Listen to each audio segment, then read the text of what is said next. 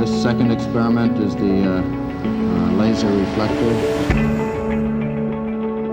Welcome to the Solari Report. My guest today is Dr. Michael Nehls, and this is going to be a highly important interview. It will provide intelligence that will put into perspective numerous details and dichotomies of the events that we have experienced over the last 3 years. I believe this is one of the first interviews that Dr. Michael Nehls is giving about his new book to an English-speaking audience. I have had the privilege of reading your book, Dr. Nehls, and listening to a number of interviews in German over the last couple of months. Now, the English version of Dr. Nehls' book entitled The Indoctrinated Brain will come out on December 12th with a foreword by Naomi Wolf. And it will change the mental landscape and fuel many of our upcoming conversations. Once you have understood what Michael Nehls is about to present today, a door to mental freedom and insight opens that cannot be closed again. Dr. Nehls, I am so honored to have you on the Solari Report. I would like to ask you to tell us about yourself, your professional and scientific career, and how you came to write this book. As I understand, this is not your first book, and what you researched about Alzheimer's disease ultimately led to many of the insights that you present here today. Yeah, first of all, thank you very much, Ulrike, for inviting me to this. I'm honored, with talking to you about my discoveries. Well, I really don't like to talk too much about myself, but of course, everybody who listens to us has to have some insight of where I come from. So, of course, I studied medicine. I'm a medical doctor, even though I didn't really practice besides, the time I spent with patients during my university career.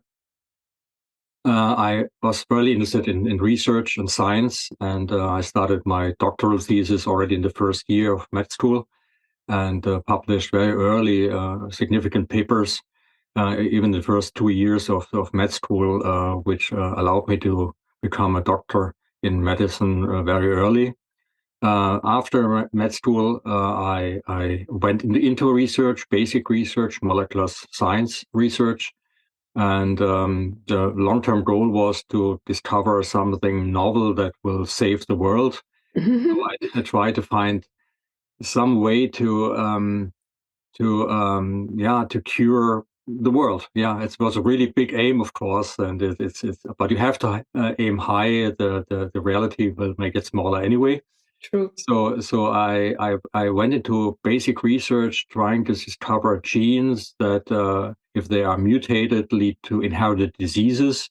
Mm-hmm. And the inherited diseases might give us a clue about the function of the genes and will give us a clue about maybe how we can use the gene to save humanity. Some kind of this is the stone of longevity. The idea that you find the magic bullet, kind of, which solves all the civilizatory diseases that we encounter, which are the cause of far over 90% of the deaths and the suffering in the modern world. Mm-hmm. So that was my aim. Mm-hmm. And while trying to do that, I was quite successful in the research, not in the final goal, but at least in the research. We discovered many, many genes which have fantastic novel functions that we didn't know about beforehand. And one of the major genes I found was a gene that is the regulatory gene for our adaptive immune system. Wow. And if we don't have it, we don't develop an adaptive immune system. And so I got a lot of insight in immunology during this time. We discovered also genes which are important for brain function. I discovered a gene, if we don't have it, if it doesn't function well, we don't develop, for example, a cerebellum, which is a big part of the brain. Yeah. Or I discovered another gene with which I published with a Nobel Prize winner, which if we don't have this gene, we don't develop our inner organs, for example. So very fundamental genes we discovered and got fundamental insights how nature works. And I did a lot of studies also on the evolution of these genes. And so my basic research was really fun. And it was so much fun that actually I was able to develop a company based on my research, Mm-hmm. and went into basic research on a level where I really got into contact with the pharmaceutical industry. Mm-hmm. And so I learned over 8, 9 years, or 10 years even, how they function, how they work, and what their goals are. But still sticking, of course, to basic research. So I never developed any drug. So I only developed, or I tried to develop the ideas how a drug could eventually be made based on novel discoveries based on genomic research. Wow, that's quite fascinating. You are quite equipped then also to understand what happened during the pandemic. Wow. Yeah, absolutely. My research in immunology gave me some insight and some first worries about what's going on, particularly on the adaptive immune system. And but there was also another component, and that came along when I was working very hard as a chief science officer and CEO over 8 years in a Munich company, providing basic research discoveries to pharmaceutical industry. That I myself became kind of a target for these new drugs that I was about to discover. In the long run. I became kind of obese, to be honest. Okay. I was close to a heart attack. I had heart problems. I had my blood. My blood was not very good, so the doctor had me closely monitored, and it was clear that my life might be very short, actually. And so I realized I can't wait for the magic bullet to be discovered. I had to change something, and I bought a bicycle. I told my wife, we have to have a bicycle. I have to do some sport. I have to change my eating habits, and so on and so forth. And it was about half a year after changing my lifestyle that I had to go again to the doctor, to my regular yearly checkup. And the doctor looked at me, looked at the numbers in the computer for my blood analysis, and looked at me again and said, Dr. Nehls, did you fall in the fountain of youth? Yeah. Yeah. Did you swim through the fountain of youth, or whatever his wording were? But and the funny thing was, the fountain of youth was essentially the goal of discovery. Where is the fountain of youth? Exactly. In my basic research, I tried to find the fountain of youth essentially in our genome, in our genes. That there's somewhere a gene that, if I find it, might deliver the path to eternal youth. But actually, I found eternal youth kind of eternal, at least for a longer time being. In changing my lifestyle. And that discovery changed completely my life. Mm-hmm. At that point, I realized that everything I did so far was actually that I was on the wrong path, Mm-hmm. strictly speaking. Mm-hmm. The fountain of youth is not in a novel drug. The fountain of youth is really in lifestyle, Mm-hmm. in a life that is more, I would say, in In tune? is more in tune with our natural necessities that Mm-hmm. came out from evolution. And I did a lot of evolutionary research, so it was clear to me what actually is required. And then I realized if I really want to change the health of mankind, I have to go out and give people the help in changing their lifestyle. And I looked at a candidate disease which I could use as a lever, to actually change people's behavior. And the disease I discovered for which I wanted to propose as a life changer disease was actually a disease which was everywhere pronounced as age caused by aging. Mm-hmm. It is Alzheimer's disease. Yeah. Mm-hmm. So I tackled Alzheimer's disease as a disease which I thought is wrongly accused of being caused by age, but actually caused by our lifestyle. Very interesting. And I spent several years actually reading every article I could find on Alzheimer's, basic research based on my background. I could go very deep into even to the genetic level of the disease, but also the lifestyle issues and how life actually changes the likelihood of developing Alzheimer's. And after several years of research, I published a paper which is called Unified Theory of Alzheimer's Disease in Journal of Molecular Psychiatry. And here I propose that Alzheimer's is actually not a disease caused by age. It just requires time to develop, and that's the only reason why there's a correlation between age and the disease. But that is actually purely based on a lifestyle that is not in coordination with our requirements as human beings. So you discovered it is a preventable disease. It's absolutely preventable. Yeah. And even could be turned around in the early stages based on the mechanisms of the organ that is actually from which in the brain from which Alzheimer's starts, and that's the hippocampus. The hippocampus is our autobiographical memory center, and that's exactly the starting point of the disease. There's an area where the disease starts, and this area is very important for everything that is our personality, our way how we interact with others, with ourselves. It's the center of our being, actually. Mm-hmm. And this center is destroyed in the Alzheimer's process, and I could show how we can preserve this center a whole life up to old age. Wow. Instead of becoming senile, actually become older people who have wisdom instead of senility. Hmm. This area is actually now, and that's why I felt equipped to write the Indoctrinated Brain, though, because we have essentially two centers of defense as human beings, two centers of defense against outside attacks, and this is all based on the imperative from evolution. And the imperative of evolution says that people have to what is called in the Bible, be fruitful. Yeah, be fruitful. Yeah, Yes. that's how it's be fruit. But be fruitful, you have to survive first of all. Childhood.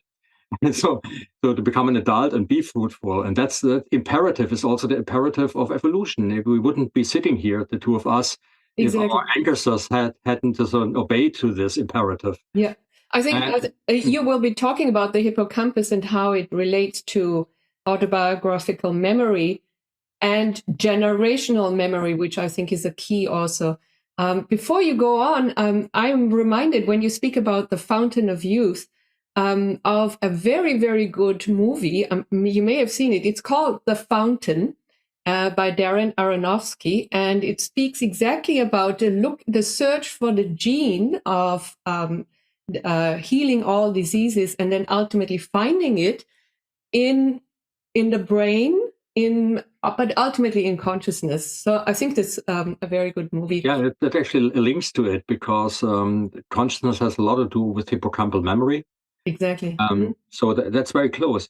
So going back to this imperative, in order to survive long enough to be fruitful, we have two defense mechanisms: one against microorganisms and one against macroorganisms. Mm-hmm.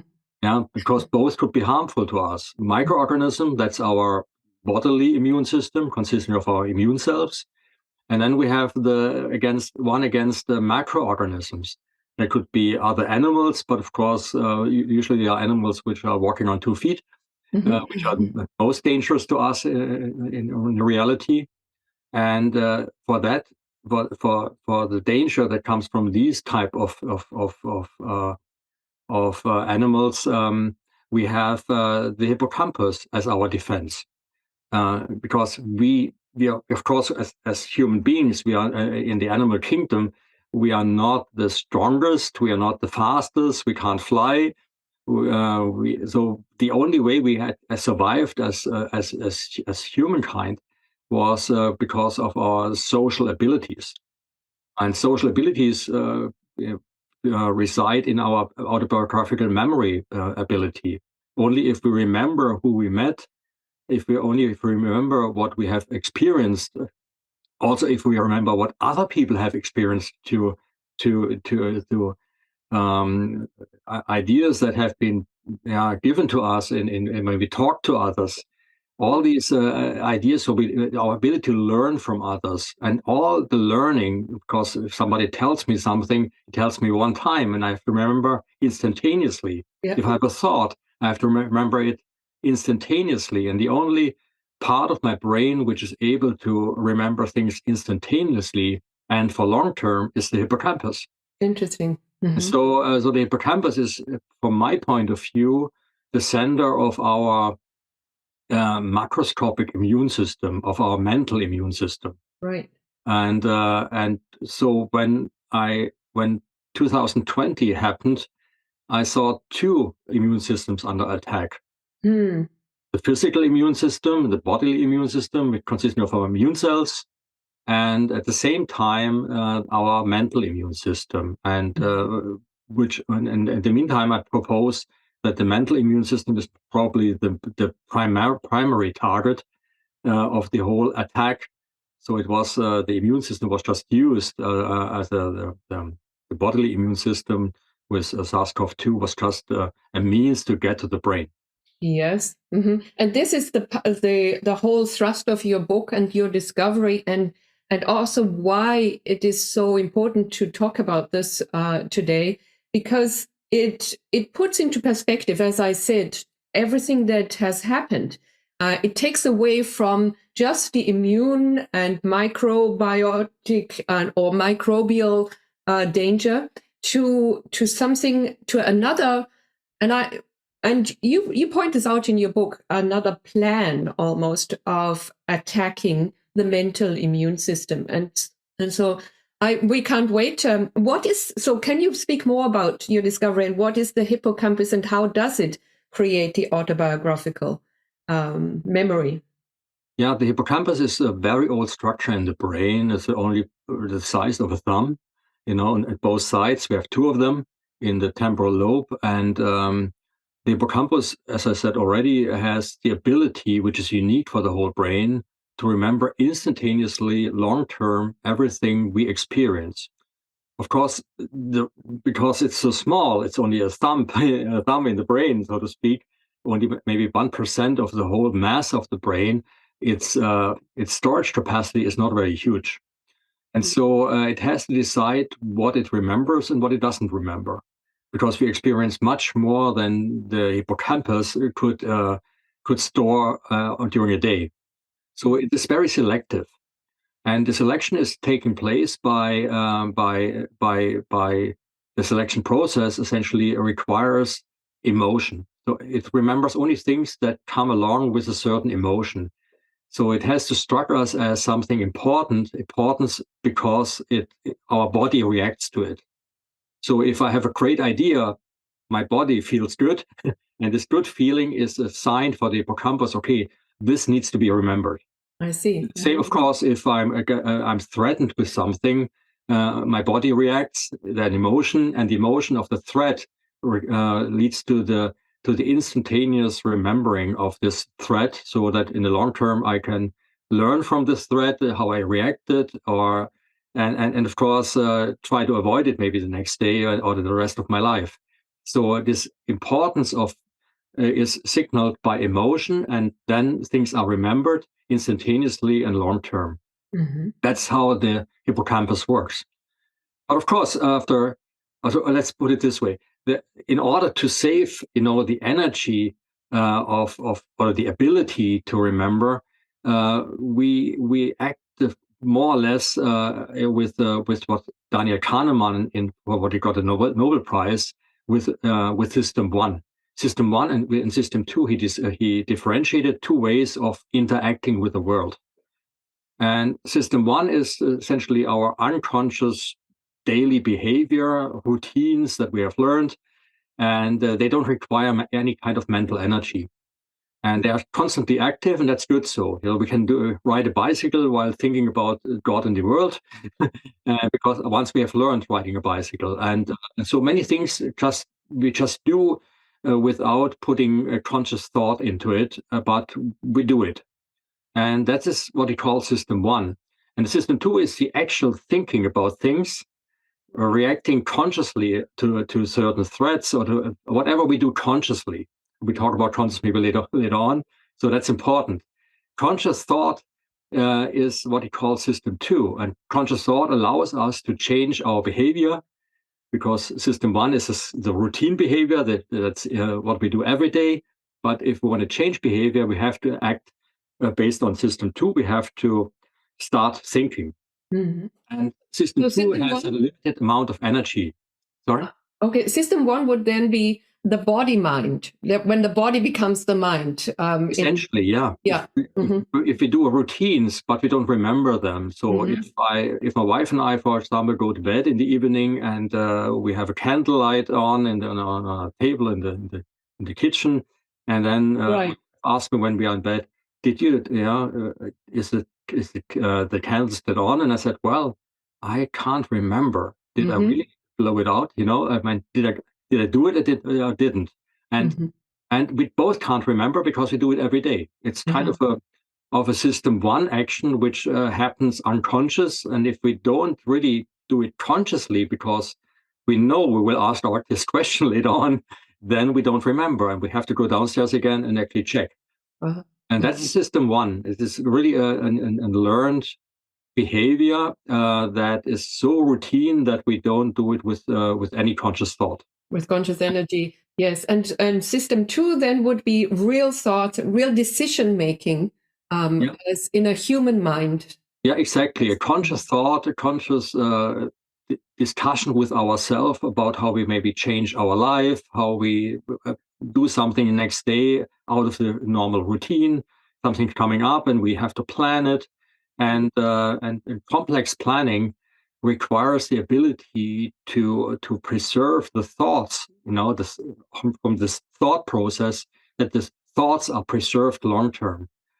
And there is not enough energy to think the whole day. That's the discovery of Kahneman, for which he got the Nobel Prize, because if we are out of this energy, whatever this energy is, if we're out of this energy, then we just are allowed to work on system 1. Our life would be only routine. And we cannot get out of the routine because we have no energy to engage system 2. So it's very important that we preserve energy for system 2 and activate it whenever we need it, but it can't be active the whole time. And when he got the Nobel Prize, that was in 2002, he discovered essentially as system 1 and system 2 and how it influences decision making. But what was not discovered at the time, and not until a few years ago, was what this energy actually consists of. And that's where I spent the last 10 years trying to identify this energy source. And I think I found it, and I'm now invited actually from the journal of it's Frontiers of Psychology to write an article about this, which I'll do in the next few months. Wonderful. On this discovery. And discovery is actually the free synapses in the hippocampus. So the free synapses in the hippocampus are essentially the energy. So every time I do something conscious, I fill up the synapses with the new memories. And of course, once a memory is formed in the hippocampus, then for the next memory that needs to be put into the hippocampus, new synapses are required. And since the synapses are limited at a long day of creative thinking or whatever we do, or social interaction, which usually requires a lot of memorization, because we want to memorize what we talked to people and what we had heard from people. All these activities go into system 2, go into the hippocampus, are stored synapses are used up at the end of a long day. There are no synapses left to store new information, and that's what we call ego depletion. This is the point where we don't want to engage system 2 anymore, because essentially there are no free synapses for new thoughts. It's very simple. Do I understand correctly that everything, in a sense, everything that we experience goes first through the hippocampus, and there a kind of a decision is made where and how to treat it? Yeah, the decision essentially is made in our frontal brain, I guess. The frontal brain is our executive center. There we essentially have all the thoughts in parallel, and we think about them. But the number of thoughts that we can essentially process in parallel are only a few, and they are only spurious, so that they are not long lasting. So they are only essentially kind of currents, active currents of thought that they are not stored for the long term. And without a hippocampus, we wouldn't remember what we thought. So we need the hippocampus to remember our own thoughts. And and if we can't essentially go back and let's assume practically you want to make a decision, you want to change your life, you realize you read my book and you said, okay, Michael says if I do this and if I do that, I will not get Alzheimer's. Okay, but that requires a change of life. My change of life, of course, is not a change for my life, it's also a change of the life of others, because my daily routine will be different, and I will interact with people differently, because their life will also be changed by my change. Yeah. And you realize that sooner or later, when you think about that, many, many thoughts come up, more than a handful, that our frontal brain can actually, work and keep. So the frontal brain is our short-term memory only for a few seconds. And if we are not able to keep the thoughts that are important and compare one way of acting to another way of possibly acting and compare the outcomes, this is all too much for the frontal brain.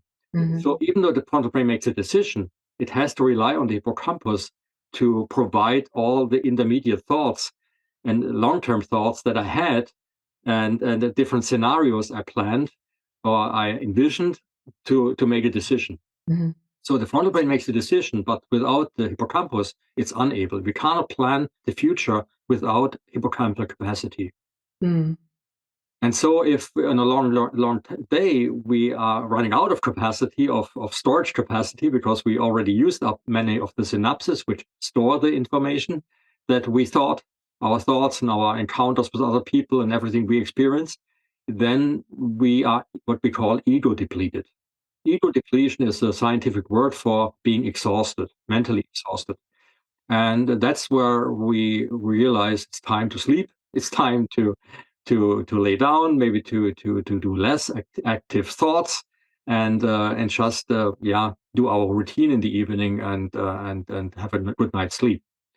And when we sleep, the battery, I call it the frontal brain battery, the hippocampus, because it stores the energy. Of course, the energy is not really energy, but it feels like energy, but it really is the free synapses. Then, of course, in the night, something strange happens. The hippocampus recovers. Its storage capacity essentially revitalizes. It comes back again. In the morning, the ego depletion is gone. Yeah. We are now allowed again for new thoughts. We can be creative again in the morning.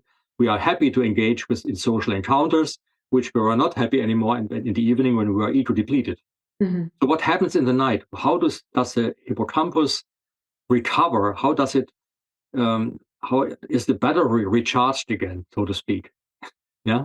How is the frontal brain battery, which is the hippocampus, recharged so that the frontal brain can start, planning new thoughts, creating new life plans for us? This is something that's happening in the night, and there's two important processes that take place that allows the hippocampus to be available again in the morning for new thoughts. And these two processes, there are two. One is an upload takes place. An upload of all the information, everything that we have experienced, to it's uploaded in what I call the neocortical hard disk, in computer speech. The neocortex, in comparison to the hippocampus, which belongs to the arched cortex. Arched cortex means the very old cortex, the early cortex, because it's so old, even reptiles have it already. And the neocortex is something that mammals only have. It's a very late development in evolution. That's why it's called neo. It's new, neocortex. And the neocortex is much, much larger than the hippocampus, and it can store much more information. So at the night, when we sleep, in the deep sleep phase, in the early night phases, the sleep phases, there's an upload taking place. Of course, the neocortex learns slowly. So there's a repetitive upload taking place of the same information until the synapses in the neocortex have transformed to store the information that was originally in the hippocampus. So that's the upload. But not everything is uploaded, only a part of the information about what I experienced and how it felt. Mm-hmm. But the question to when I experienced it and what I experienced and where I experienced it, so the location and the time, is still continue to be stored in the hippocampus. So the hippocampus stores with neurons, specified neurons, we call them time neurons and space neurons. Time and space neurons, and for the space neurons, for example, the Nobel Prize was given, I think, 2015, if I'm correct, for the discovery, and in the same year, I think it was 2016, and in the same year, the space neurons were discovered. So we have the time and the space neurons, and they kind of are the coordinates for recovering the information that has been uploaded in the neocortex. They are required to retrieve the information to make them conscious again. It's actually quite fascinating, isn't it? So the actual memory is in the neocortex, and it's written several times in the same night. It's written several the same times? night, exactly. Mm-hmm. So that in the next morning, the synapses of the hippocampus can again be used for new information, because the old information is safely stored in the neocortex. Mm-hmm. Mm-hmm. Only then the battery is essentially full again. For full meaning the synapses are available for new system 2 thinking. But what remains in the hippocampus, and it remains for a lifetime, correct? Exactly. Is so to speak the coordinates of where to retrieve from the neocortex exactly, and the space and time location. It's kind of an index that is inscribed in these space and time neurons. Mm-hmm. That's why I call the combination of space and time neurons, I call index neurons. Excellent. I created this term for my book, but I hope it will be a term that is used worldwide once, because it makes a lot of sense to have index neurons. The index neurons allow us during the daytime to retrieve the information, of course, too, but then, of course, still from the hippocampus. But when the information is essentially uploaded, they still keep the connection and allow us to retrieve this information and make them conscious again if we need to. So if we want to remember what we talked about today, moment index neurons for every thought and every word we are saying or every content we are communicating at the moment, index neurons are using this information. Okay, now at this time, in this setting, time and space, this happened. These thoughts were communicated. They are remembered actually now in the hippocampus. But tomorrow, if you want to essentially reactivate this memory, you have to use the index neurons. You have to remember, okay, I talked to Ulrike at that time during the sun was shining, and it was roughly yesterday, so it was at a particular time. I was sitting here in my office, so it was in this room, and this leads to the thoughts that we have exchanged. So they are the index neurons that allow me to retrieve the thoughts from the day before and make them conscious again. It's like an invisible mathematical link to the actual memory. It's a neuronal link. Geometrical, yeah. To allow us to retrieve the information, to make it conscious again. Mm-hmm. And there, a second problem comes up now, or a second issue for the hippocampus. The oldest woman that ever lived was 122 years old. By the way, she never got Alzheimer's. She was 122 years old and never got Alzheimer's. I published this in one of my books. And she was, many doctors checked her and couldn't believe that she doesn't get Alzheimer's being so old. But the point is, her life was also, in a way, very natural in many ways. But if you become 120 years old, if that is the ability we have, if this is not just not an exception, but maybe even the ability we have, it could be 100 years, 110 years could be natural actually. Then, if we live in a way that is in accordance with our natural needs, and if we obey essentially nature, then of course we are running out of index neurons. That's the biggest problem, because we don't want to forget old things and by remembering new things. We want to create an ever-growing treasure of information, of experience, to become wise when we grow old. Yeah. And there is actually a logic to that. So in old age, not in nowadays, but in the last century, actually the century before last century, in the 19th century, it was actually shown that the longer, for example, a grandmother lives in a family, the more children of her children survive into adulthood, because her wisdom was helpful for the family to survive. Beautiful. So old age was actually a selection criterion for the genes being transmitted into the next generations. Mm-hmm. Yeah? So the survival of the genes depended on the age of the oldest. So I called it the evolution of the grandmother in my books. So that there was actually a selection criterion for becoming old, but old only in a sense that you have a certain wisdom, and you are physically and mentally able to help the family, and you're not a burden. So Alzheimer's was not an issue in the 19th century, not even in the early decades of the 20th century. True. It was a rarity for Alzheimer himself when he discovered it.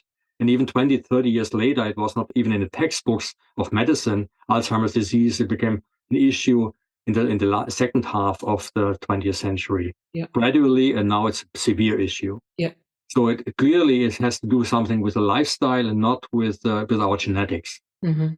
But how is the hippocampus able to store new information 100 years or 100 years or 110 years or even 120 years? How is it able? Well, there's another unique feature of the hippocampus, which is unique compared to all other areas of the brain, and that is its ability to create novel neurons the whole life.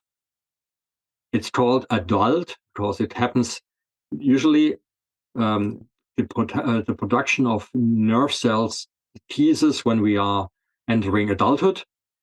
But there's one area, the entry part of the hippocampus, where the index neurons are, where new neurons are created the whole life. In the 80-year-old people, as efficiently as in 18-year-old people. And we call this process adult, because hippocampus, neurogenesis, for neuron and genesis for creating neurons. So the adult hippocampal neurogenesis provides new candidates for index neurons for the next day. So we don't have to override the old ones to create new memories. So we don't have to sacrifice old memories for new ones. We can create new thoughts, new ideas every day, the whole life, without sacrificing old ones. So our treasure of wisdom, of information, of life experience grows every year because we have this fantastic process of the adult hippocampal neurogenesis. What a profound thought, even because it's very empowering, isn't it? Because we are told, the brain, falters with old age, and we tend to forget, and it's just no longer so quick and so fast and so creative. But what you are saying is we can remain creative and remain open to new things because we have that capacity. And even to think about that alone, to also know that we have we do not, as you are saying, sacrifice what we had in use, our memories, just to survive a little longer, is quite freeing. It's a very liberating thought for me. Thank you. Fantastic. And the process is most productive if we live in a in a life that is in accordance with our natural needs. And Yeah. if we do that, not only do we experience this productive process of adult hippocampal neurogenesis, the second process also takes part, which I call the process of rejuvenation. So every nerve cell, for example, liver cells, every few weeks we have a new liver. Liver cells die and new ones are born. So and there's always an exchange, and the liver 3 months ago is a completely different liver than the liver we have now. But the brain cannot change. It has to stay in the way it is for the whole life.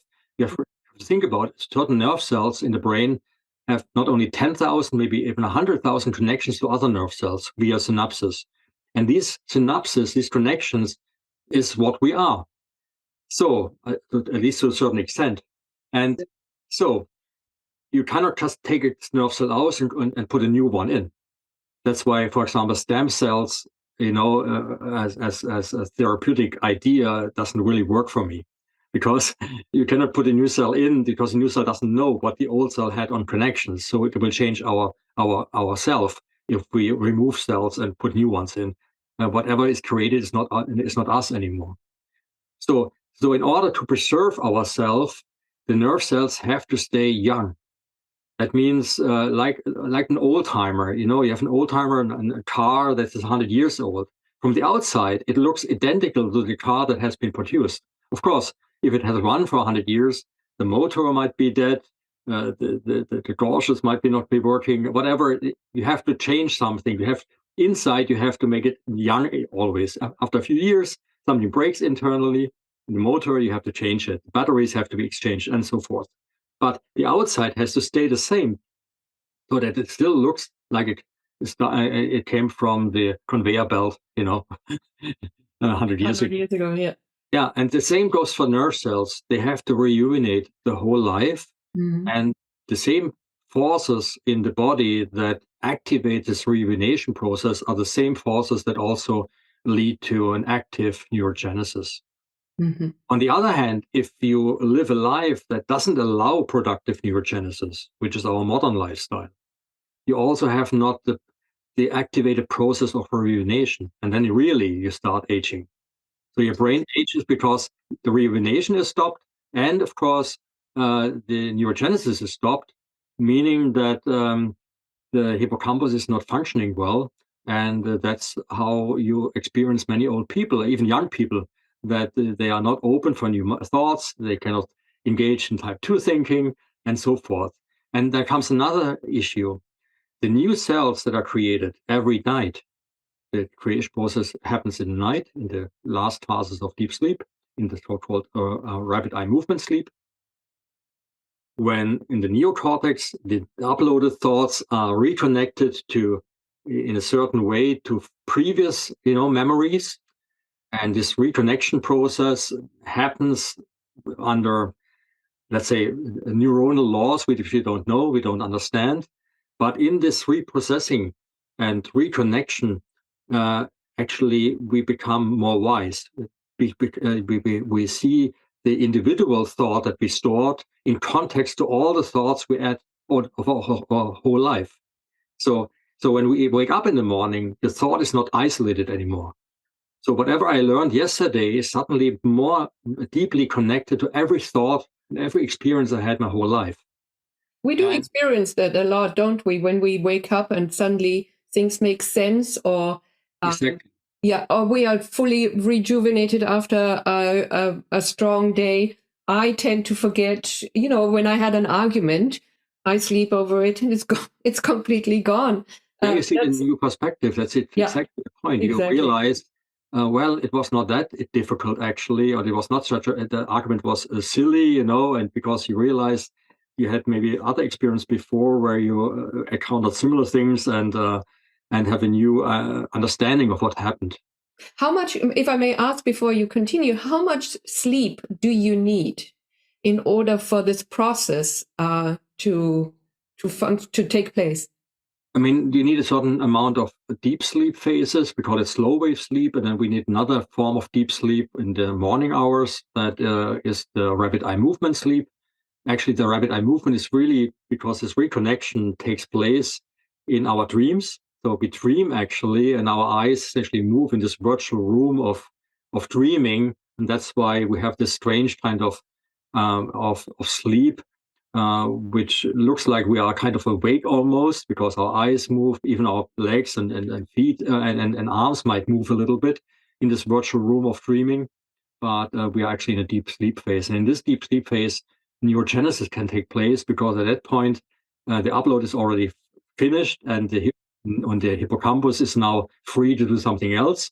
Of course, he doesn't have to record anything because we are sleeping. Only if we wake up, of course, then he starts to record the last thoughts of our dream. And usually if we wake up in a dream, you can imagine the only reason to wake up is because there's something horrible happened maybe in the dream, which makes us waking up. And then, of course, these thoughts are still circling now in our brain, pretty much like thoughts in the frontal brain. They are still active. And that's when the hippocampus, because we are awake, starts to record them. That's, for example, one of the reasons we only remember the end of a dream, but never the beginning. Mm-hmm.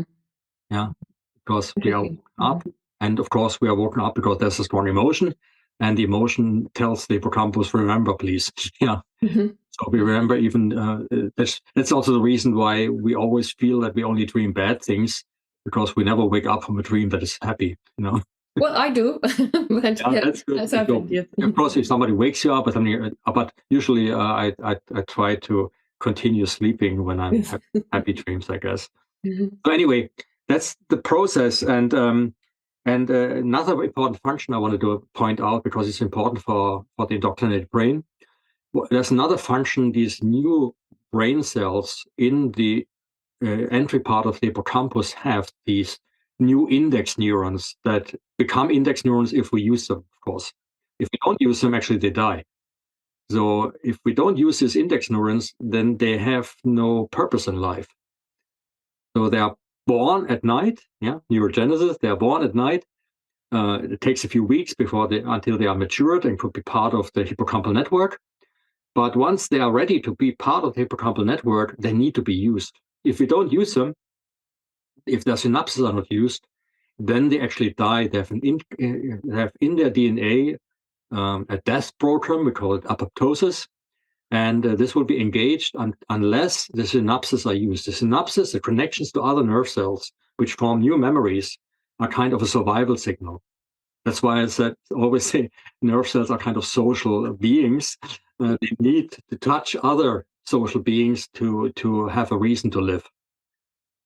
And so that's why the new neurons that are produced in the hippocampus are essentially the neuronal correlate of curiosity. They make us curious because that's the only way they can survive. If we don't experience something novel, then the hippocampus will not remember. And because routine, he doesn't remember. That's system 1. Only system 2, novel things will be remembered, novel thoughts, novel discussions, novel experiences. And so that's why these cells want us to be system 2, at least for a few hours a day, to engage in new things, to be curious, to learn something. And if we don't, then these cells die. The other thing is, to be curious, we have to overcome our resistance to novelty. Because novelty, everything that's novel is per se, that's based on our evolutionary history. Novel things are potentially dangerous because we don't know them. So we regard everything novel as potentially dangerous. That's natural. It has to be better safe than sorry. So everything novel that we experience will raise our stress system. It will lead to a release of stress hormones because it's novel. Something bad can happen. Of course, when you realize, it's not really bad at all, it's not dangerous, then the stress level has to be reduced again. And this is the task of these index neurons. They experience, of course, the novelty and are in close proximity to all the other index neurons that have our past history essentially indexed. They remember, so they're close to all our memories from the past. And if we, practical example, if I'm on my bicycle and a dog barks behind me. Of course, yeah, it could be a dangerous dog, and I'm on a bicycle, it could bite me, so stress goes up.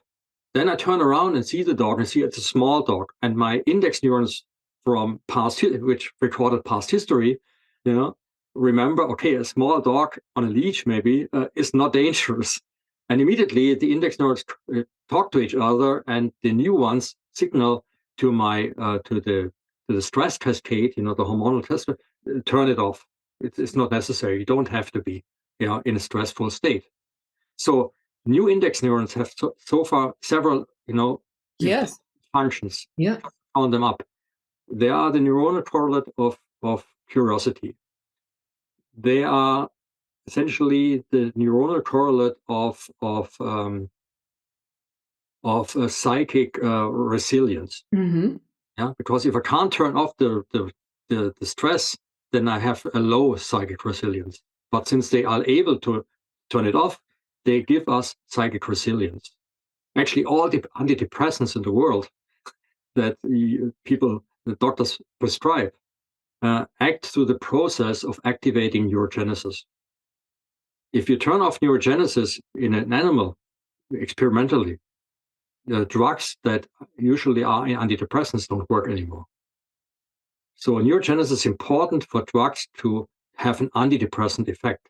On the other side, if you activate naturally through natural lifestyle neurogenesis, have a productive neurogenesis, your psychic resilience is very high, and the likelihood that you develop depression is very low.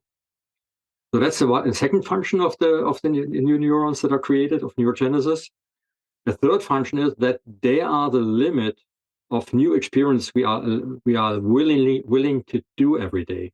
If we don't have index neurons, we wake up in the morning, assume, theoretically, we have no index neuron production at night, then the ego-depleted state of the evening continues in the morning. Yeah. Because, of course, even if the upload has occurred, we have no new index neurons to make new memories. Yeah. And we have no curiosity, no courage, no, Exactly. no wisdom also, as you're saying. Yeah, our wisdom will shrink, of course. Mm-hmm. Whatever wisdom we had, it will start to shrink, because whatever we experience, if we want to preserve the thought, has a cost of deleting essentially previous memories. Mm-hmm. That's the other thing. And so we have now three important issues. They are required for system 2. They are the limit essentially for our ability to think critically and creating a new lifestyle and be curious. And of course, not to be anxious about changes or even anxious about thinking about things. So if we talked about where is the center of our mental immune system, the center is actually the production of new cells in the hippocampus. Adult hippocampal neurogenesis are essentially the key to have a strong mental immune system.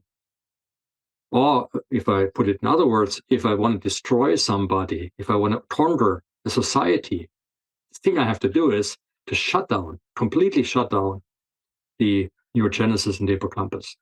Then I have a society of people who are anxious, who I can lead with fear mongering, who don't ask questions, who are not curious anymore, and who are not questioning essentially what's going on, because they cannot.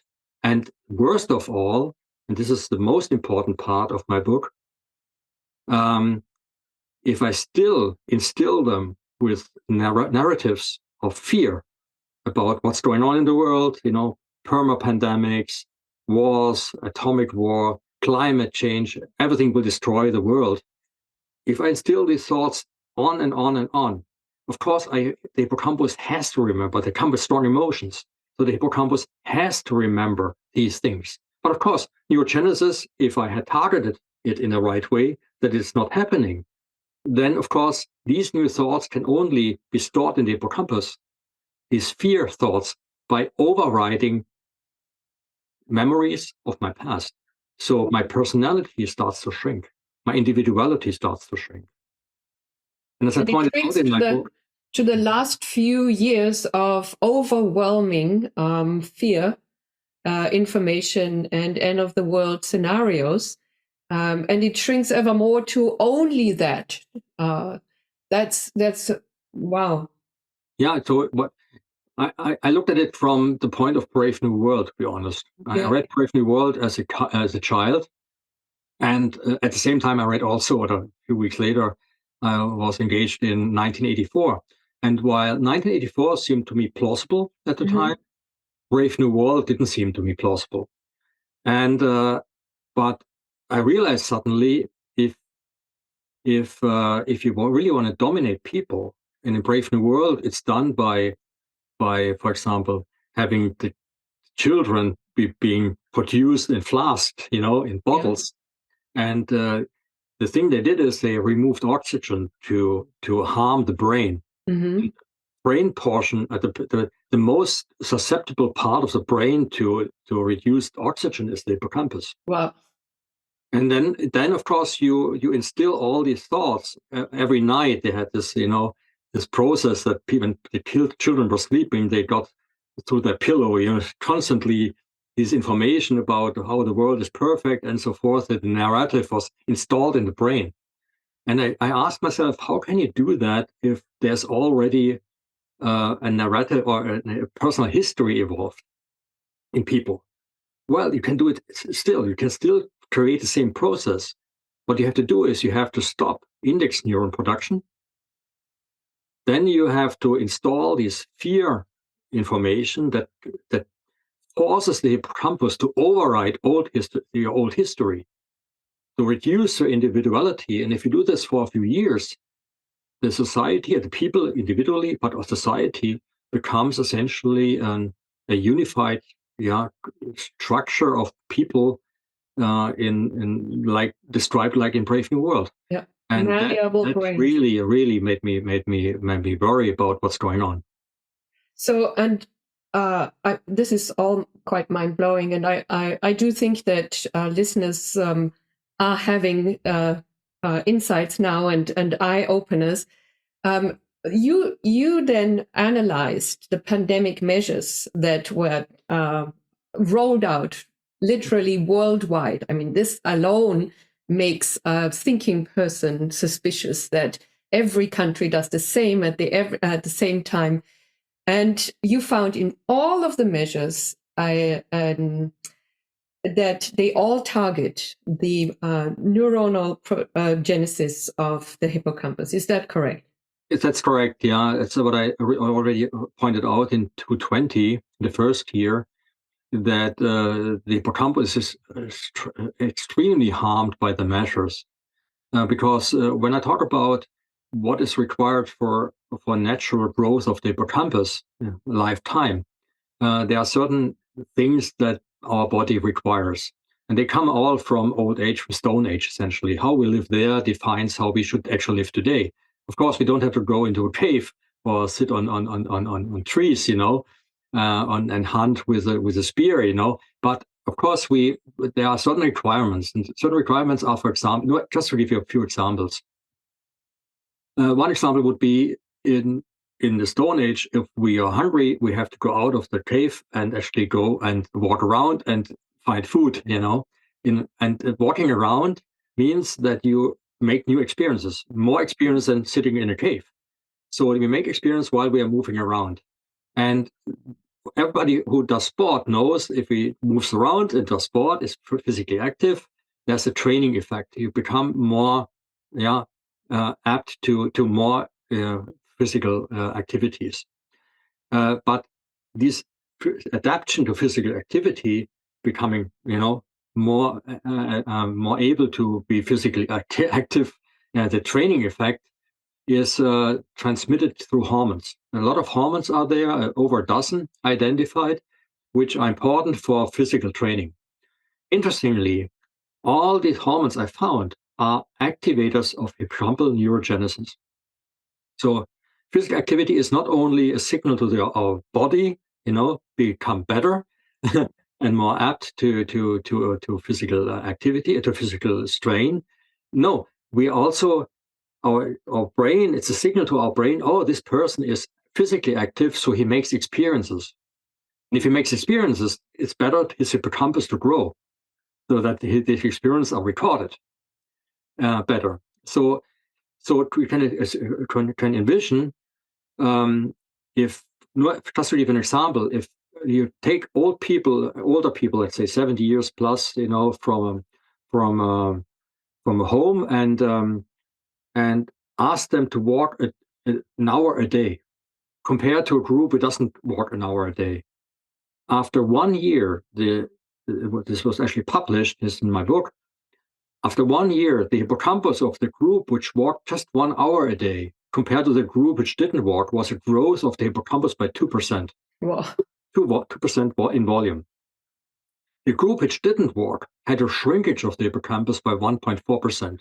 So there was almost a 3.5% difference in hippocampal size after 1 year of walking versus non-walking. Mm-hmm. Just to give you a feeling for how important it is that we walk.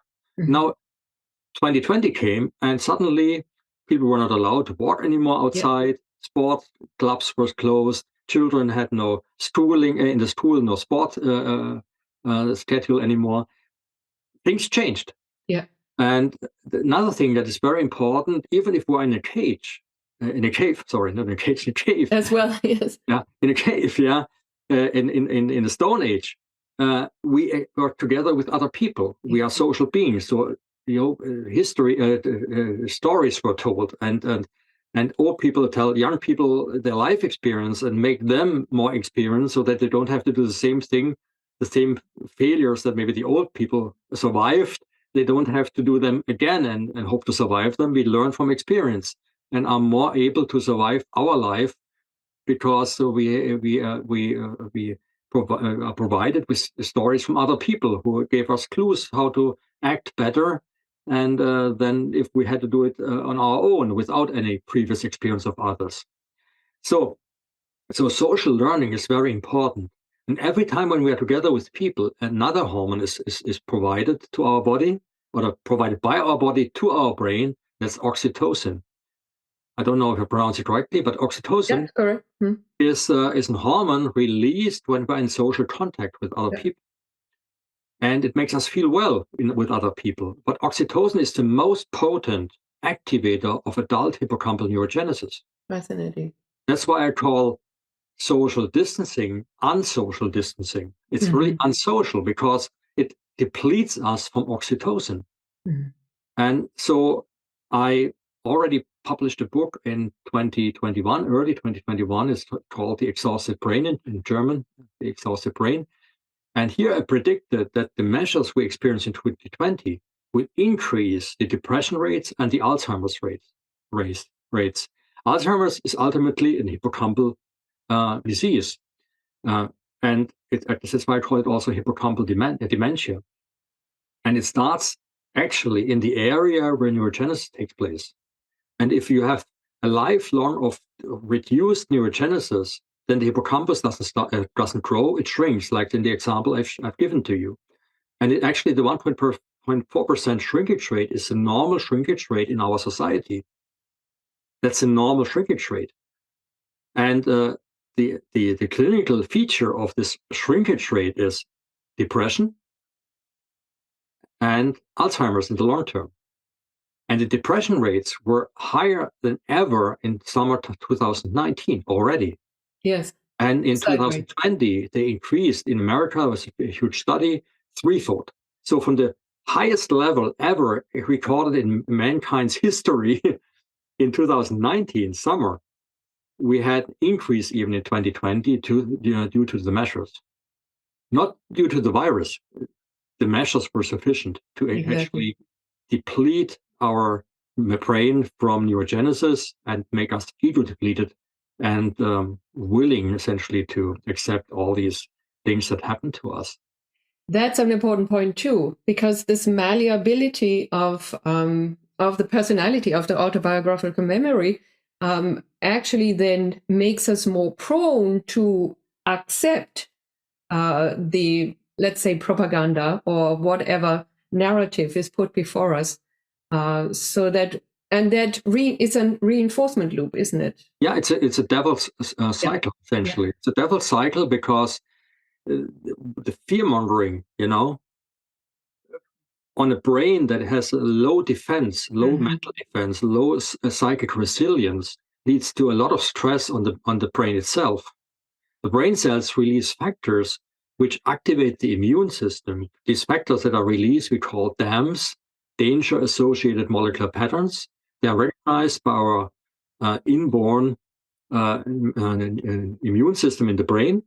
There's a receptor, it recognizes that, activates these immune cells, releasing, because the brain thinks, so these immune cells think when they encounter these danger-associated patterns, think the brain has been damaged. And of course, a damage means we have to engage the immune system, start an inflammatory response. The inflammatory response leads to a secretion of interleukins, hormones that are pro-inflammatory. Interleukin 1, interleukin 6, tumor necrosis factor alpha, TNF alpha, are released. You have to understand these three factors are the most active inhibitors of neurogenesis in the brain.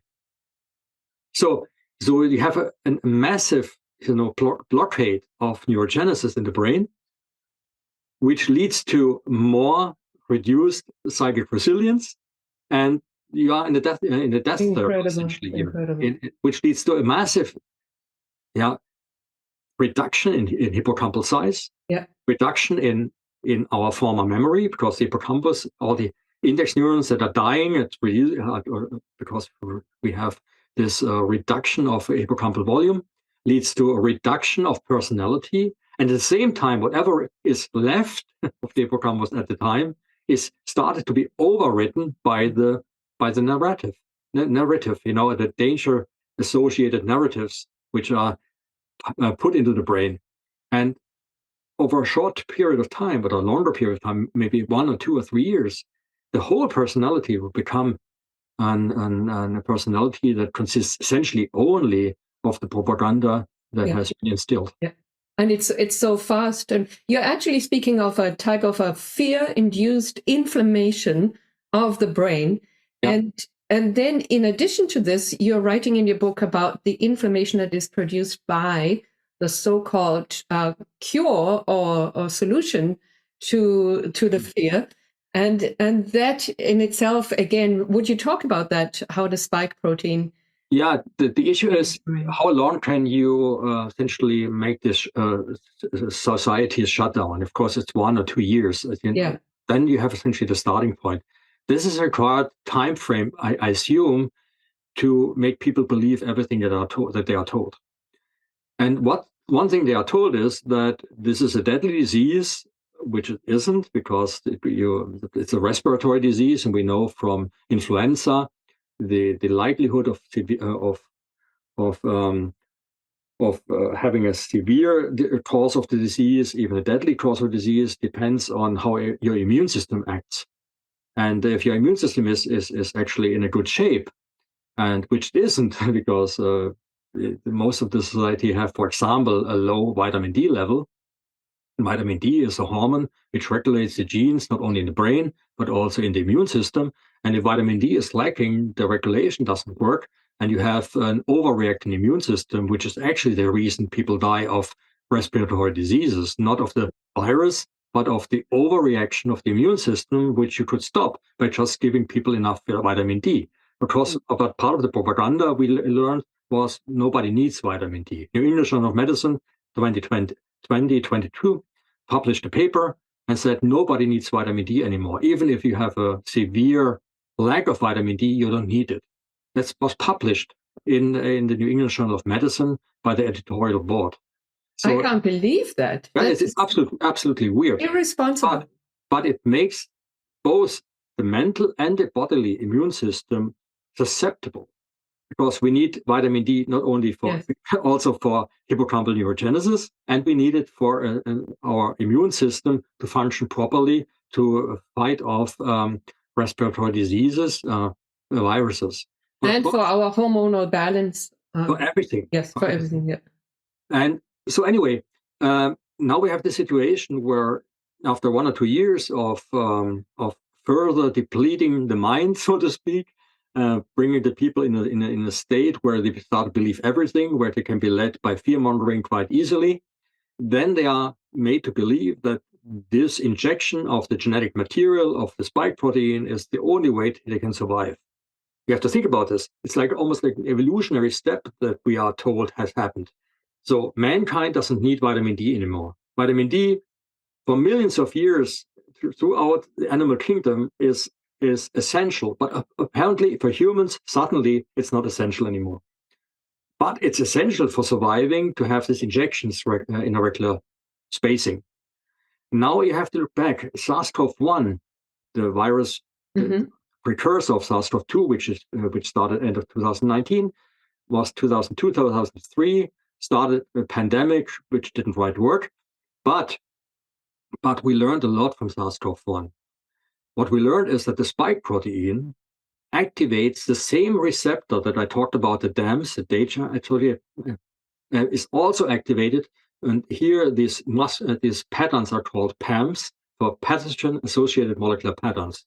And the spike protein is part of these pathogen-associated molecular patterns. So the immune system has learned over its whole evolution, over millions of years, that there are coronaviruses around.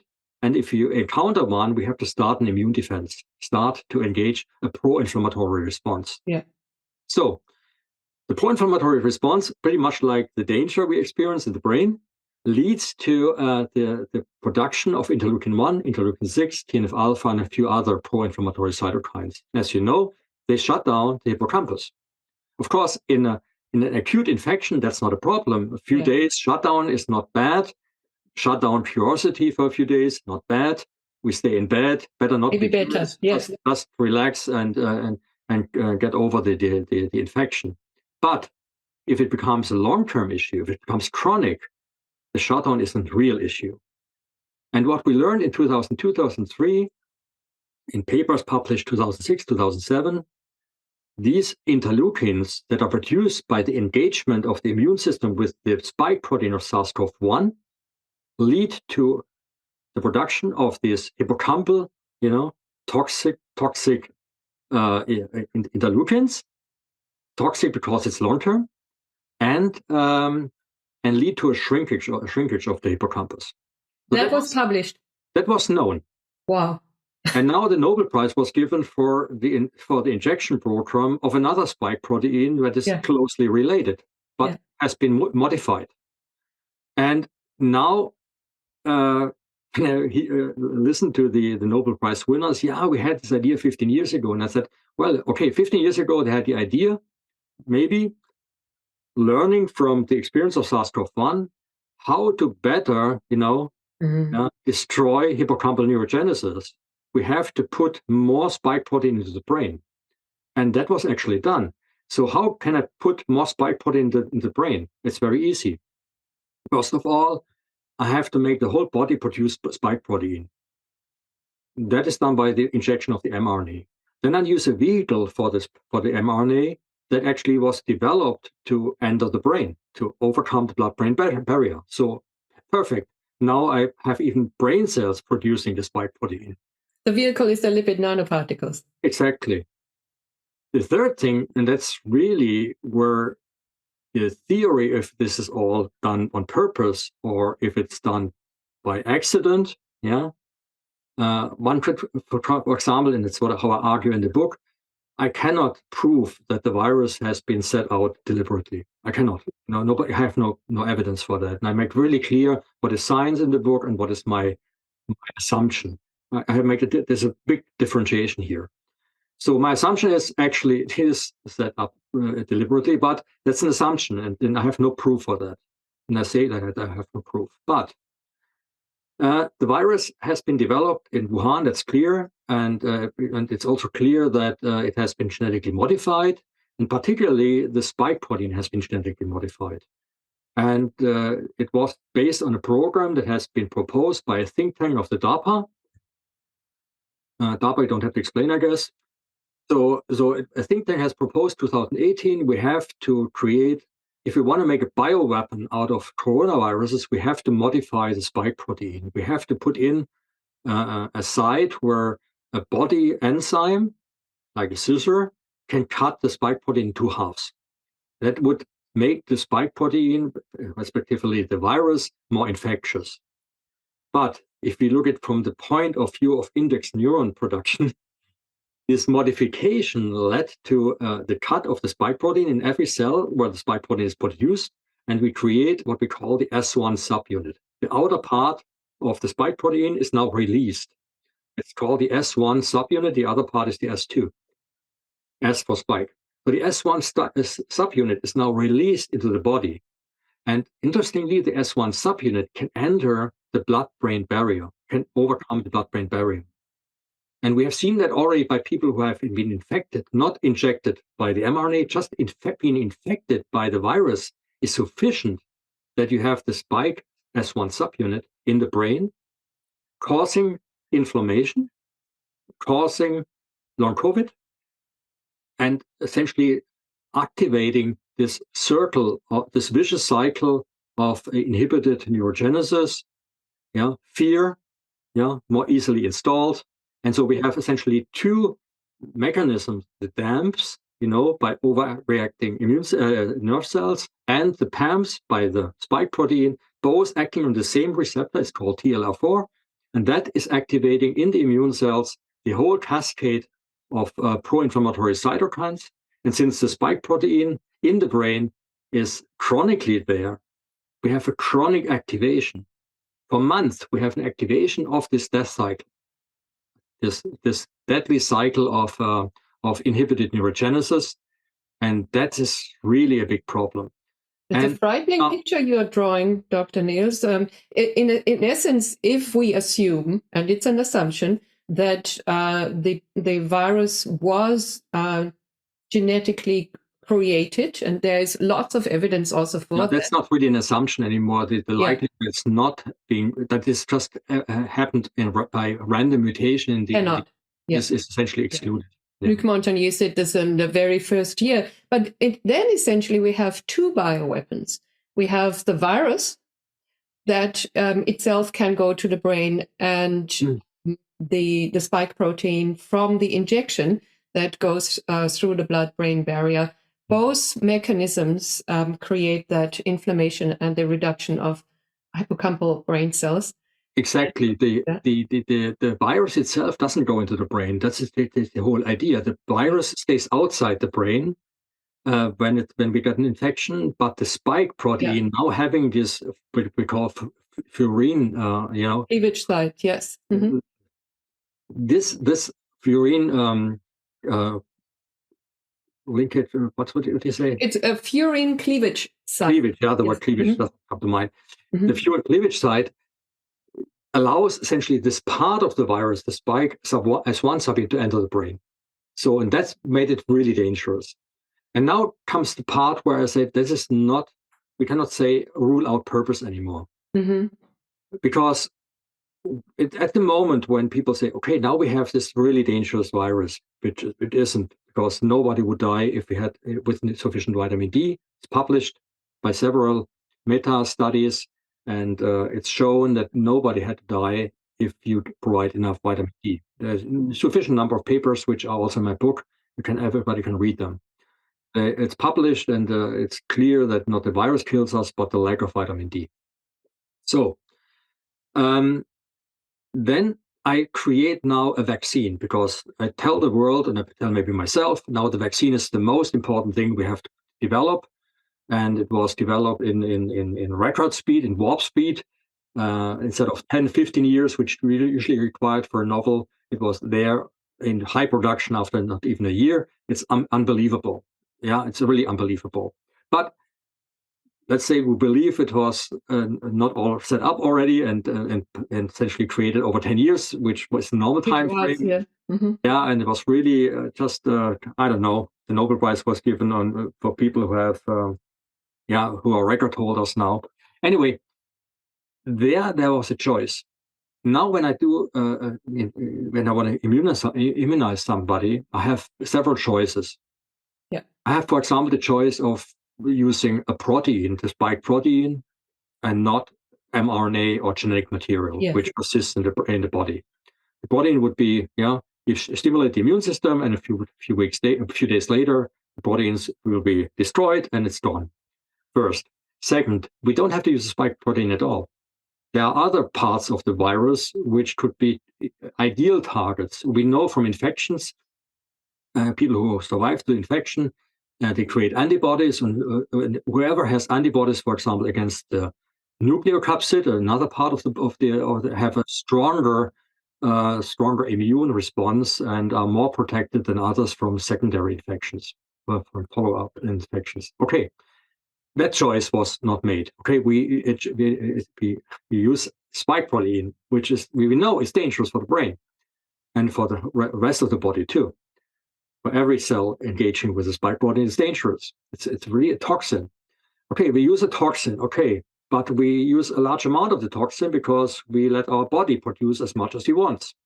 We modify the mRNA that it stays very long in our body, longer than a natural mRNA would do. But then comes the most important part for me. Besides that we use the lipid nanoparticles that is actually transported in the brain to a certain percentage. No, the most important part for me, which shows that there is that is not done by accident, that is not just, that is really on purpose, is that the furin cleavage site has been maintained. You could have one point mutation would have been probably enough to change the protein pattern in this, the amino acid pattern in this particular site, to make it invisible for the furin scissors of our cells. It wouldn't be cut. And if it's not cut, the S1 subunit is not produced. And the S1 subunit wouldn't go in the brain. So, but they left it essentially. They stabilized the mRNA and they left the furin cleavage site, which made it a bioweapon in what is now injected. And many things which didn't make sense for me early on before I discovered the idea of my book. Many things that didn't make sense to me. One of them was, for example, of course, why let the furin cleavage site in there? But another thing was that it was propagated, even though it was clear that after 6 months there was not any shred of immunity. Quite contrary, as a study published in the Lancet from the Swedish population showed, after 9 months, people who have been injected with the stuff actually are worse off than the ones which didn't. And the conclusion of the authors was not, hey, we have to stop this program. No, now it's the reason we have to inject every 6 months, because after 9 months it becomes worse. So we have to renew the injections. Now, why do that? And the only reason is, for me, from the viewpoint of the index neurons, I have to make sure, if this is my goal, that spike protein, the S1 subunit, is continuously produced my whole life. Suddenly it makes sense why pregnant women are injected, why children are injected, which are in no danger, but if I really want to harm the mental immune system, if I really want to harm the hippocampus, this is the way to go. Yeah, this is the way to go. And now I don't have to have any shutdowns anymore. I have to no lockdowns, no nothing. It's sufficient to have a large quantity of people being injected with this stuff. And now it comes worse. Now suddenly we have this is proclaimed the mRNA program was so good, we have to engage it now for other viruses, for other pathogens, and Moderna and BioNTech now producing additional vaccines, which all are based on the same principle, and they all will lead to continuous inflammation in the brain. And even if the spike protein is not, if no longer involved, if people stop believing that, a large quantity of people stop believing and are relieved after a few months, a few years from the spike danger, then of course new injections will come. And on a social or a global level, of course, we have the situation where we have now these people who are through the fear-mongering narrative, overriding their own history by the new thoughts that are only danger, danger, danger, And they are all dangerous. Remember, these are all dangers which are not being solved, if we really believe in these dangers, by any local government. No government can change the climate. No government can stop a pandemic. No government can stop an atomic war that somebody believes he has to start. So all these dangers require from people who are fearful and only experience fear and hold their memory is only fear, require, of course, some over-governmental institution that saves us. Somebody who is saving us. And interestingly, the group who is in the center of all that, what happened the last years, World Economic Forum, the WHO, Health Organization, and of course the Bill and Melinda Gates Foundation and others. This group, even the United Nations, this group now start to say, well, we are the ones which will save you. Yeah. And interestingly, the same governments which followed all the ideas that have been made public before 2020 already, what has to happen if a coronavirus comes along. It was all, it's like a plan that now has been fulfilled. All follow now a step and say, yeah, the World Health Organization is the one that can save us, and we have to give all the rights to them. And nobody, not the majority at least, is essentially asking, is this the right way? Is this the way we want to live? No, we are the society, the larger part of society is in the process of believing that this is really what's going to save us. And there will be no reaction to that we actually giving up all our freedom, the freedom to be a democratic society, to have a vote. And this is not just a kind of a theory. If we go here in Germany, for example, if we look at governmental documents, it's clear that in 2030 there should be a society which is controlled by artificial intelligence, that is ruled by a credit system, a credit point system that is based on how we behave regarding climate questions, how we behave regarding health questions. Are we vaccinated regularly, with the stuff that goes into our brain? If we don't, well, we have no right to live the way we want to maybe live, or which is allowed us. So certain people maybe are allowed to do certain things. Kids can maybe go to a school. If you're not behaving well, then things become questions, and it's a very, very severe development. So we have to see that this whole changing of the world regarding, Klaus Schwab talks about essentially a new what's called reset. It's called the total reset, but the process, what really is happening, that a new operating system of how people live together, how the world has to function, no operating system is installed. Yeah. And that's why in my book I describe actually how this great great reset has to be preceded by a mental reset. Yes.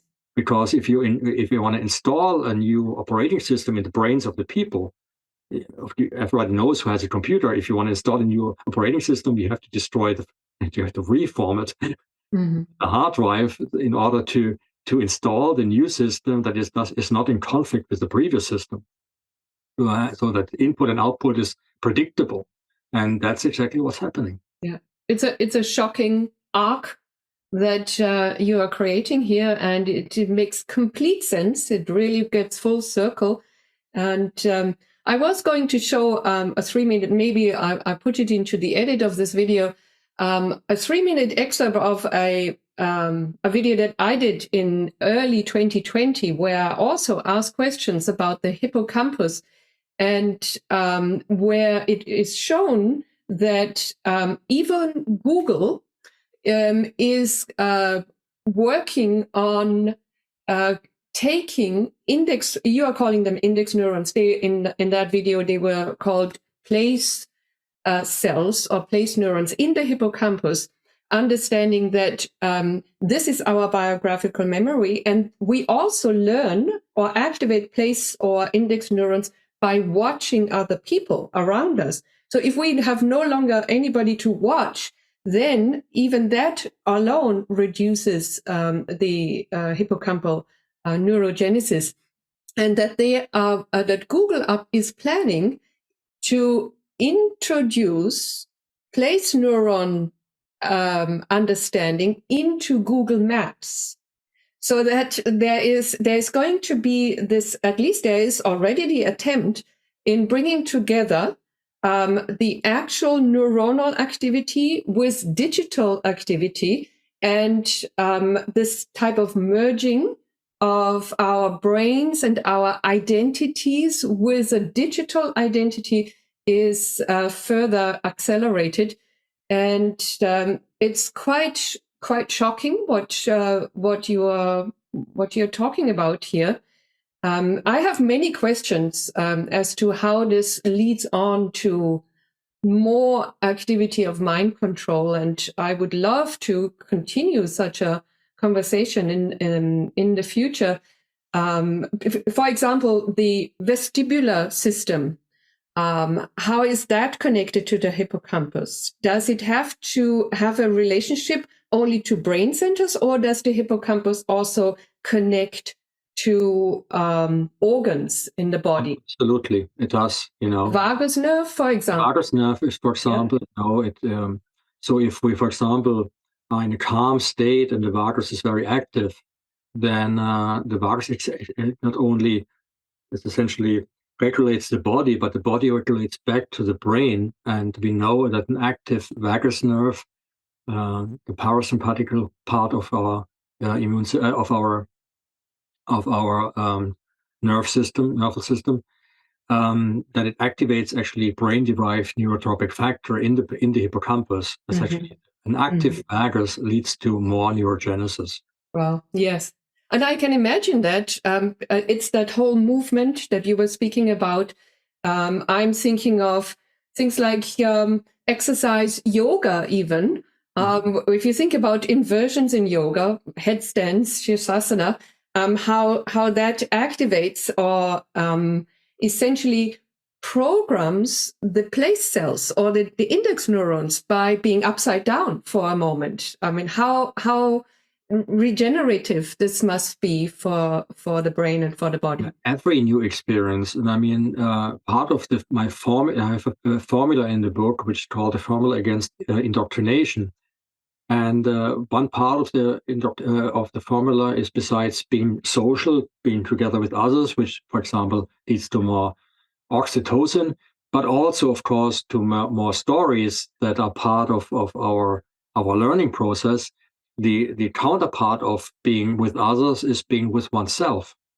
So being with oneself, meaning not only sleeping, where we, of course, completely with ourselves, but in this very important process, as we discussed, the REM sleep and so forth.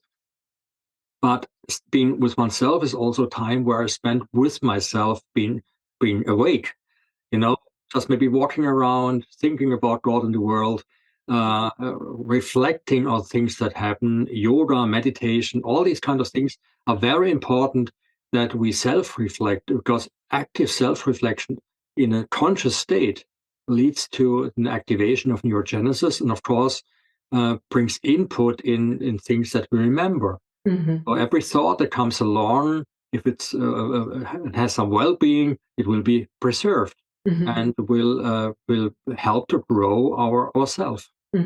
Fascinating. And before we go to, you have one more solution that we need to speak about in your list of how to be resilient to mind control. I would like to know what is the relationship of the hippocampus to hypnosis? Because I feel that hypnosis, even if we are not actively hypnotized by a hypnotist or by a psychologist, TV frequencies, for example, are known to create a certain amount of hypnosis, or there is subliminal messaging in videos or in films that program the mind. You see something, but you don't remember having seen it, but something remembers. Is there a relationship with the hippocampus and hypnosis? Do you know that? Not really, to be perfectly honest. I'm not a specialist in hypnosis. Mhm. I have to say, whatever I say now would be out of Right. thin air, to be honest. Right. Okay. Mhm. I'm not really a specialist on that. What I really try to be a specialist on, and I've written a large chapter on that, which would be a chapter of my future next book, maybe. But it was so important in relation to what we discussed now that I said I cannot wait until for the society to know about that before just another year before the book is going to be published. So I put it out already, and that is a very important way how to intercept or stop this neuroinflammatory cycle of death cycle, or the devil's cycle. This neuroinflammation we talked about, it engages this receptor for DAMs and PAMs, and then it leads essentially to the transcriptional activation of in the genome of these immune cells to produce all these pro-inflammatory cytokines that stop the hippocampus. And in this cascade, there is one signal molecule. The name doesn't mean anything at the moment, but the abbreviation is GSK3 beta. GSK3 beta is a signal transducer in this process. And what was found out is that this signal transducer can be inhibited, or at least dampened in its activity, reduced in its activity by an element, what's called spurious element, or what they call I think it's micronutrient. yes. Micronutrient, which is called lithium. So lithium in a very, very small amount, it's a trace element. Trace elements. Yeah. Trace element. It's a trace element, and it's very interesting. This trace element regulates via GSK3 beta and a couple of other molecules which it engages with it micro amounts, not in the huge amounts that are almost toxic when they are used to treat people with bipolar mania, with manic depression and so forth. There are huge amounts are used, and you're close to a toxic level. We talk about amounts, micronutrient amounts of maybe hundreds up to thousands of this amount that is used in treating these people. So we are far away from any toxic effects. Actually, we are in an amount that was part of our diet in the Paleolithic age, in the Stone Age, because fish, particularly fish from the ocean, which were eating for many centuries, many hundreds of thousands of years, were actually providing us with trace amounts of lithium sufficient to dampen this process. And it was shown that if you give people this trace amount of lithium, you break this neuroinflammatory cycle, and you come out of the brain fog that is usually typical for long COVID, or even post-vac, which are both summarized in my article as spiropatia. So the article is already in German on my website, but we're at the moment translating it into English. So it will be on the English website probably also soon, in a few weeks, and people can look it up. And what is really interesting is it was shown in people who are acutely, infected by COVID, that's by SARS-CoV-2, and are so severely sick based on vitamin D deficiency, that they have to go into the hospital. And of course, they're not treated with vitamin D or vitamin D prohormone. Vitamin D prohormone would actually work, which was shown to realize a path that diverts from the emergency room and from severe treatment. You actually are going on a course of being healthy very quickly again. Even if you have severe COVID, if you get your vitamin D level up very quickly, but you have to use vitamin D prohormone. It's also in my book shown.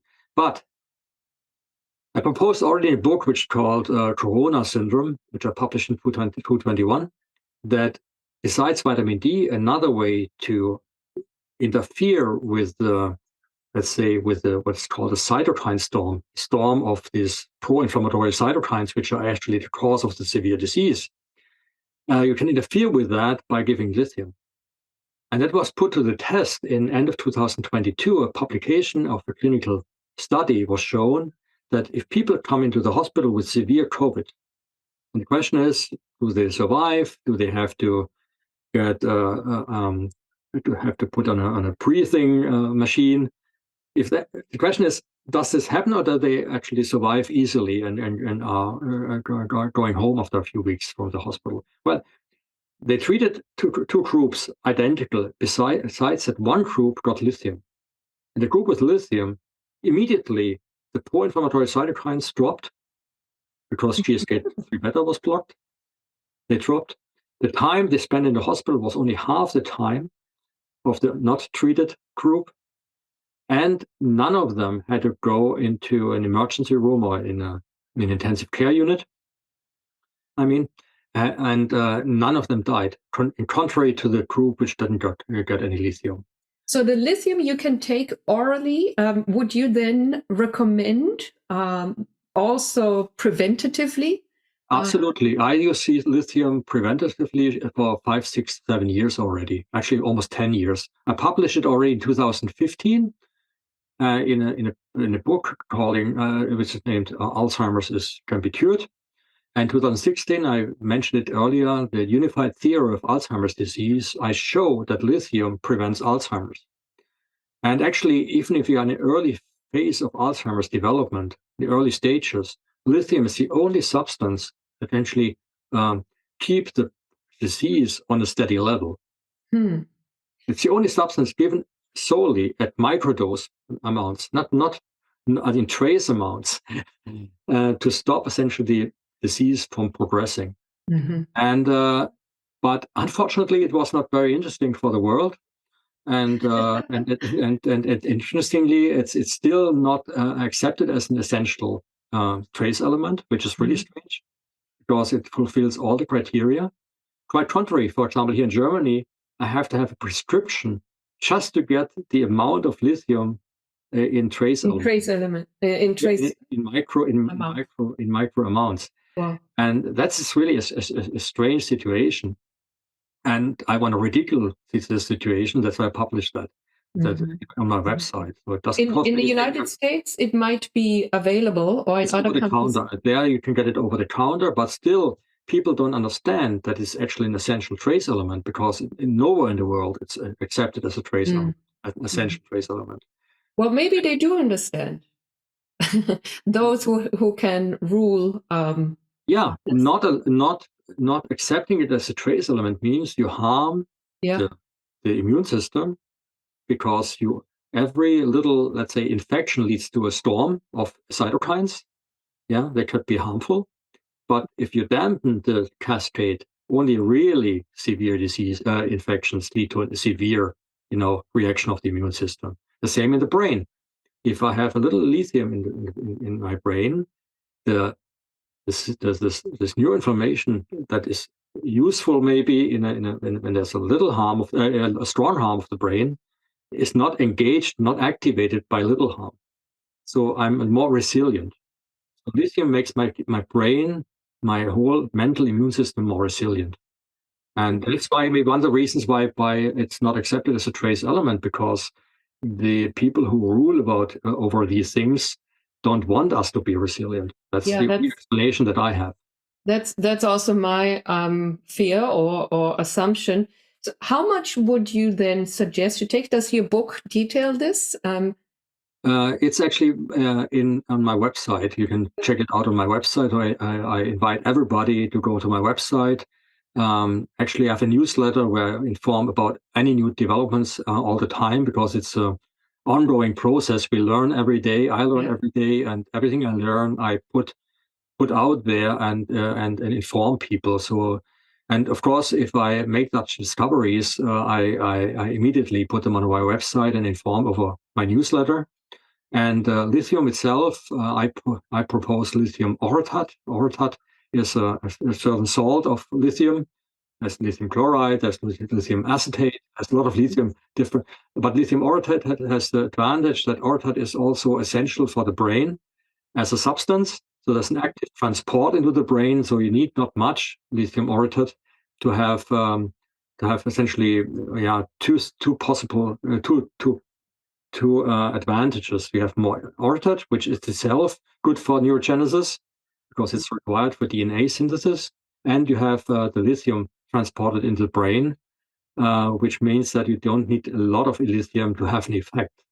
So instead of I don't know, maybe hundreds of milligrams that are used in treatment of people with bipolar disorder, you need only 1 milligram as an essential dose. A daily. Daily, one milligram is what I use. Well, this is wonderful information, Dr. Nehls. So to summarize, not just to give a new supplement to protect ourselves from propaganda and mind control, but you would say it's vitamin D. Keep your vitamin D levels high. Take the lithium orotate, even as a preventative dose, but also exercise, have encounters, be open to new ideas, and I would add stop TV. Yeah, and in the center of my formula against indoctrination, which is also a formula against Alzheimer's, or a formula for a strong frontal brain battery, which essentially is the hippocampus. So essentially, it's a formula for a strong hippocampus.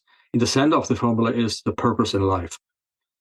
Yeah, if life itself has a purpose, we don't know. That's a philosopher question, or a question for theology. But each person experiences and feels it has to have a purpose in life. Yes, and that's very important. And one of the problems our modern societies are creating is that people have a purpose in life when they have work, but when they go into in retirement, then purpose dissolves sometimes. Then, of course, we have no large families anymore. So meaning that people, when they get older, usually in the old ages, they become responsible for the grandchildren. Nowadays, this is not happening anymore, or very rarely. So we have to actively engage in finding a purpose in life. And one of the major purpose in life is, for me, which I propose in this book, is learn what the book tells you and teach others, and to really help to create a new sense that if we stop thinking, then others will think for us, and we already know who's doing that, and that's not cannot be good for us. Wow.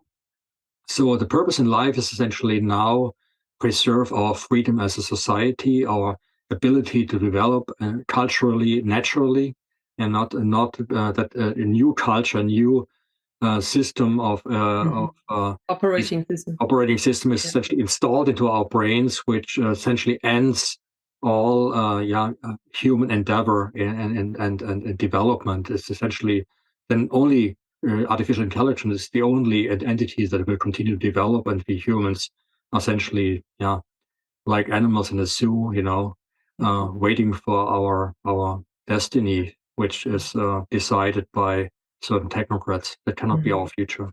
No. This is an excellent word to conclude this very, very profound conversation. Dr. Nehls, I cannot thank you enough. This has been so enlightening. Thank you for your time. Thank you for your book. Everybody, this is the German version. The English is coming out on the 12th of December with a foreword by Naomi Wolf. And everybody needs to read this. Go to Dr. Nehls' website, which we will write into the footnotes of this report, and subscribe to the newsletter. We hope that you will be back with us. I think this conversation needs to be continued because many ideas and many insights will follow from this. And I hope you will stay available to the audience. Yeah, I thank you. And of course, I will be open for that. I mean, when you ask questions which I cannot answer, then they trigger, my curiosity, and then I experience more by trying to find the answers. So I'm more than happy to get more questions from your side. Great, because we have also the possibility for subscribers to ask questions on the website, and so perhaps we collect them and come together another time. Thank you, Dr. Nehls, and good luck with all your publications, and thank you for your work. Thank you for making this public. Thank you.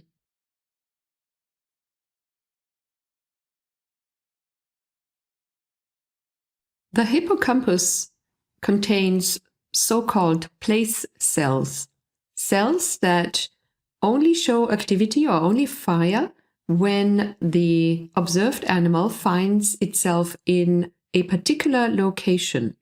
It was originally thought that these cells in the hippocampus, place cells, represent an absolute map of the brain's environment, of the organism's environment.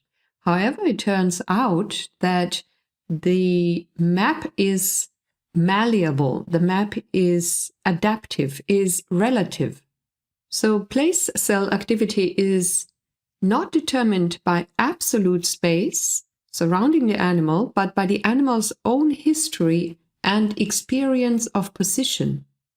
And furthermore, and this was published by scientists working for Google DeepMind, the place cells in the hippocampus are not only representing a relative map, but a predictive map of where the animal or the organism will go in the near future. Other studies have shown that place cell activity is also influenced or modulated by the location of other animals of the same species. That means that place cells in one animal would fire or be active when the animal is watching other animals going to the same place. The scientists are calling those social place cells. I find this very remarkable, and it makes me wonder if the whole social distancing experiment that we are observing now is perhaps really a giant experiment on place cell mapping. Is the whole mystery of space perhaps mapped or coded into the hippocampal brain cells of a species? And how does the extreme seclusion and separation that we live through now affect our brain maps? We also do not see other members of our species so much any longer moving around us, so we could receive a relative brain map. What does this do to our sense of space? And could it be possible to attenuate or eradicate a species brain map of space and reprogram it?